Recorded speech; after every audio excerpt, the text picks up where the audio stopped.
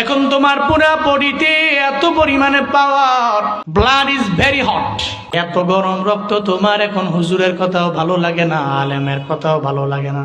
এখন তোমার মন চাহি জিন্দেগি তুমি চালাও। মনে রাখবা এখানে যেই মুরব্বীরা আছে একদিন এরাও জুয়ান ছিল, আজকে এরা জুয়ান নাই। লাইকা শাবাবা ইয়াউদু, 40 বছর লাগাইয়া ও যদি বলে হে মালিক, আমার জুয়ান কালের শক্তি তুমি আমারে ফিরাইয়া দিও,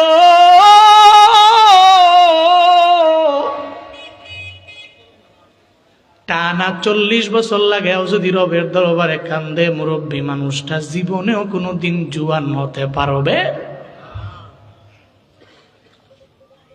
আল্লাহ পাক জানে বান্দা গুনাহ করবে, গুনাহের বোঝা মাথায় নিয়ে নিয়ে বান্দা ঘুরবে। জন্ম আল্লাহ জানায়া দেয়, ফাকুলতু আস্তাগফিরু রাব্বাকুম ইন্নাহু কানা গফফারা। আল্লাহ পাক রব্বুল আলামিন সূরা নূহের 10 নম্বর আয়াতের মধ্যে আল্লাহ পাক জানায়া দিলেন, ইস্তাগফিরু রাব্বাকুম, বান্দারে তোমাদের রবের নিকট তোমরা ক্ষমা প্রার্থনা করো।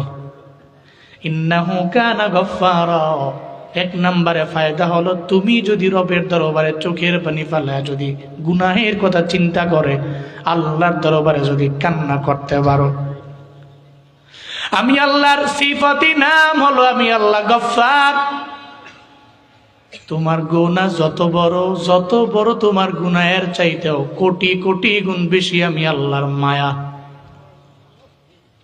আমি আল্লাহর মতো গফুর কেউ নাই, আমি আল্লাহর মতো দয়ালু কেউ নাই। লা গফুরা ওয়ালা রাহিমা ইল্লা হুয়া, আল্লাহর মতো গফুর কেউ নাই, দয়ালু কেউ নাই, দুনিয়ার মধ্যে পাইবা না। গার্মেন্টসের মালিকের সাথে বেয়াদবি করলো শ্রমিক, একবার বেয়াদবি করলো মাফ দিল, 2 বার করলো মাফ দিল, 3 বার করলো কয়ে ক্ষমা করে দিল, 4 বারের বেলায় কয়ে তোরে ঘাড় ধরে ধাক্কা দিয়ে আমি তোরে আমার গার্মেন্টস থেকে বের করে দিলাম। আল্লাহ পাক বলে, ও গোলাম, আমি রব তোর এমন মালিক, তুই যত গুনাহ করো সব গুনাহগুলোর সামনে আইনা যদি রবের দরবারে একটু চোখের পানি ছেড়ে দিয়ে কান্না করে যদি রবের দরবারে বলতে পারো, আল্লাহ আমার গুনাহের পরিমাণ বড়, তুমি মাফ করে দিলে, ও আল্লাহ কারো দরবারে তোমার পারমিশন নেওয়া লাগবে না, জবাব দেওয়া লাগবে না। আল্লাহ কয়, ইস্তাগফিরু রাব্বাকুম, তোমাদের রবের নিকট যদি ক্ষমা প্রার্থনা করতে পারো, 1 নম্বরে ফায়দা, ইন্নাহু কানা গফফারা, তোমার জিন্দেগীর যত গুনাহ আছে সব গুনাহ আমি আল্লাহ ক্ষমা করে দিতে দেরি করব না।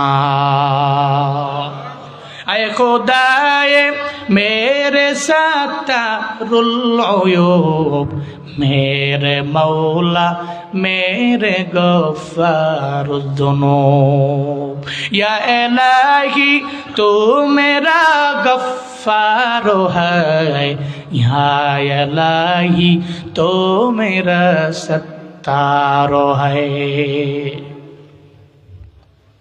ও বান্দা, তোমার গুনার ব্যাপারে তোমার মা জানে না, বাবা জানে না, কেউ জানে না কি অন্যায় তুমি করেছ, কেউ জানে না। কিন্তু রাতের বেলা ঘুমাইলে তো সব তোমার চোখের সামনে প্রকাশ্য দিবালোকের নেয়। এটা স্পষ্ট হয়ে গেল জিন্দেগিতে গুনাহ আছে। আমার মায়ের জানলে জীবনেও কোনোদিন আমার ছেলে বলে পরিচয় দিত না, আমার বাবা যদি জানতো জীবনে কোনোদিন আমার ছেলে বলে পরিচয় দিত না।